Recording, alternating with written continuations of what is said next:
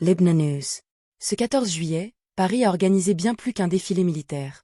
Une démonstration de force à messages multiples, sur fond de tensions transatlantiques inédites. Le défilé se déroule avenue des Champs-Élysées, de l'Arc de Triomphe à la Concorde, sous le thème du réveil stratégique de l'Europe.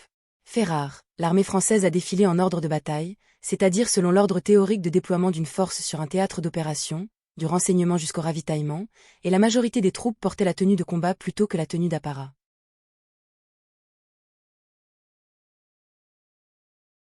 35 pays de la coalition des volontaires, initiative portée conjointement par la France et le Royaume-Uni pour garantir une paix durable en Ukraine, sont représentés. Environ 25 chefs d'État et de gouvernement sont réunis à Paris. Parmi eux Volodymyr Zelensky, Friedrich Merz, Keir Starmer et Pedro Sanchez, aux côtés de délégations de l'OTAN et de l'Union européenne. Née en 2025 pour préparer l'après-guerre en Ukraine, cette coalition rassemble aujourd'hui 37 pays, alternant réunions en présentiel et visioconférence.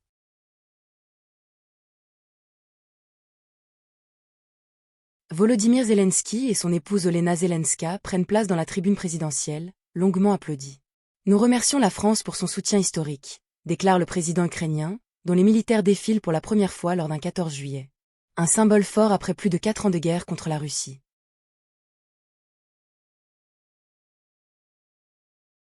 Comme chaque année, ce sont les élèves des grandes écoles militaires, Polytechnique, Saint-Cyr, l'école navale, l'école de l'air et de l'espace, qui ouvrent traditionnellement la marche. Cette année, il précède une innovation, les 500 militaires de la coalition des volontaires, puis les soldats ukrainiens.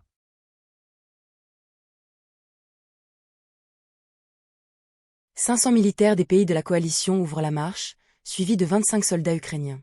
Dans le ciel, 2 Mirage 2000-5F offerts par la France à l'Ukraine survolent les Champs-Élysées aux côtés de la patrouille de France, l'un aux couleurs ukrainiennes, copiloté par un équipage formé en France. «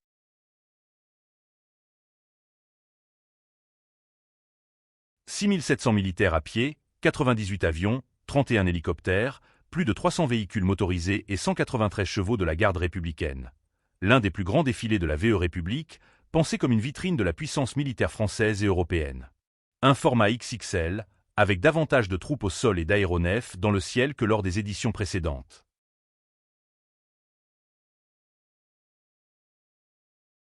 Cette édition célèbre les 400 ans de la Marine nationale, fondée par Richelieu en 1626. Pour la première fois, elle est présente sur toute la longueur du défilé, avec 13 Rafales marines, un de Hawkey, un Falcon 50M et 2 avions de patrouille maritime ATL-2 dans le ciel.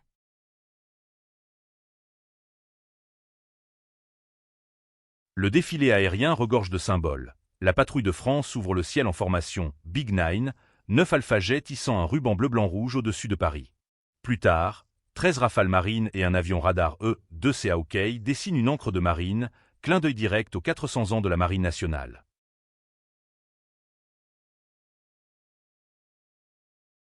Sous-mariniers et officiers de l'école navale défilent aux côtés de l'unité d'honneur, les plongeurs démineurs de Méditerranée. Une manière d'évoquer la dissuasion nucléaire française, la force océanique stratégique, cœur de l'indépendance militaire du pays, sans jamais la nommer directement.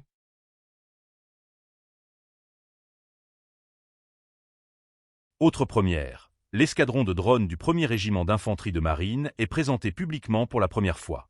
Une vingtaine de marsouins manœuvrent 5 Ford rangés, chacun embarquant une meute de drones de renseignement, d'attaque et de munitions téléopérées. La guerre en SM, déjà éprouvée en Ukraine, entre dans l'arsenal français.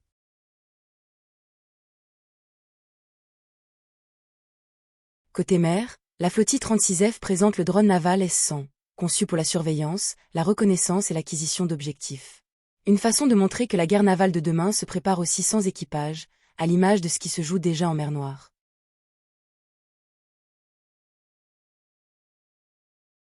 Face à la menace des drones et des missiles, la défense solaire occupe une place centrale. Le système SAMP, Temamba et ses missiles Aster-30, capables d'intercepter avions, missiles et drones, sont exposés aux côtés du VL-Mika. Le 11e régiment d'artillerie de marine aligne aussi des canons César, des Griffons VOA et des VAB Arlad, dédiés à la lutte anti-drone.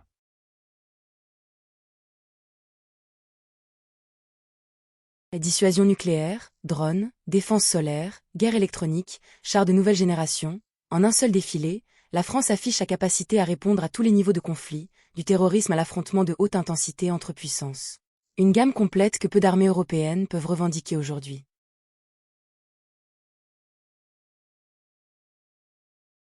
Griffon, Jaguar, Serval.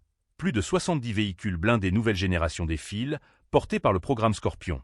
Le 501e régiment de chars Rénov-C Leclerc en version XLR et DCLR, une vitrine du renouvellement industriel de l'armée française, engagée dans un effort budgétaire sans précédent depuis la fin de la guerre froide.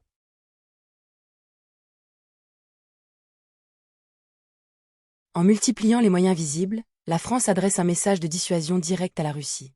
Le porte-parole du Kremlin, Dmitri Peskov, a dénoncé la veille une coalition d'illuminés et de vatés en guerre, signe que le message a été reçu. Une déclaration qui confirme, en creux, que Paris a choisi la fermeté plutôt que l'apaisement.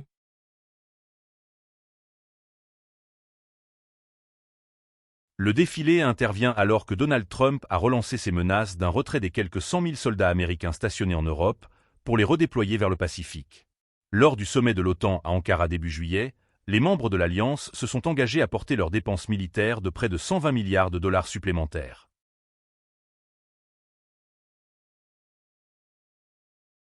Le contexte transatlantique s'est encore tendu début juillet. Donald Trump a revendiqué le Groenland face au Danemark. La première ministre danoise Mette Frederiksen, présente à Paris, avait répondu que le territoire n'est pas à vendre, un bras de fer qui inquiète jusque dans les rangs de l'OTAN.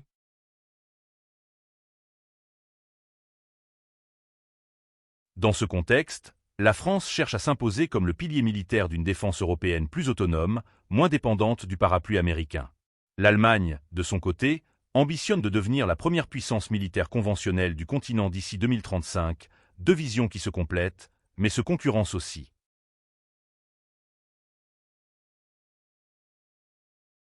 Ce rapprochement européen n'efface pas les tensions industrielles. En juin, Paris et Berlin ont officiellement abandonné le SCAF, leur projet commun d'avion de combat du futur, après des désaccords entre Dassault et Airbus sur la vision même de l'appareil, porte-avions et armes nucléaires pour la France, intégration OTAN pour l'Allemagne. Un revers pour la coopération de défense européenne, qui pousse désormais Airbus vers une alliance alternative à 8 industriels, baptisée Team Gency.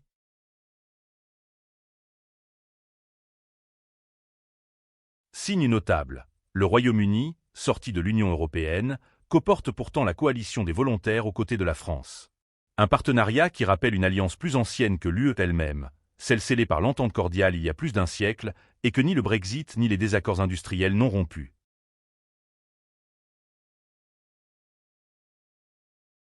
Les pionniers de la Légion étrangère, tabliers de cuir et haches à l'épaule, referment le défilé des troupes à pied au son du boudin, chant de marche emblématique du régiment, dans une tradition qui traverse les époques. Une unité toujours placée en position d'honneur, en reconnaissance de son rôle historique dans l'armée française.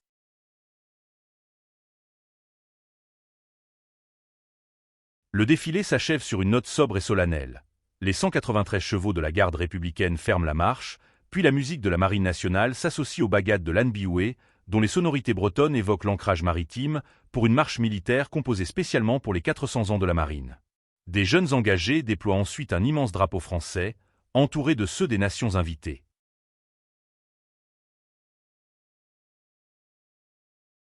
Un même défilé pour plusieurs messages. À l'Ukraine, la solidarité.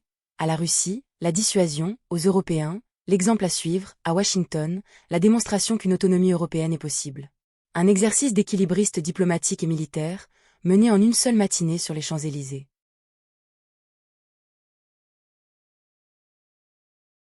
C'est aussi le dernier défilé présidé par Emmanuel Macron pour ce mandat, une sortie en démonstration de force plutôt qu'en retrait, à l'image d'une Europe qui cherche, elle aussi, à ne plus reculer.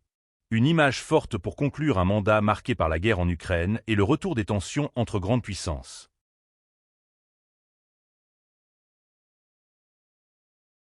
Libna News. Suez Libna News.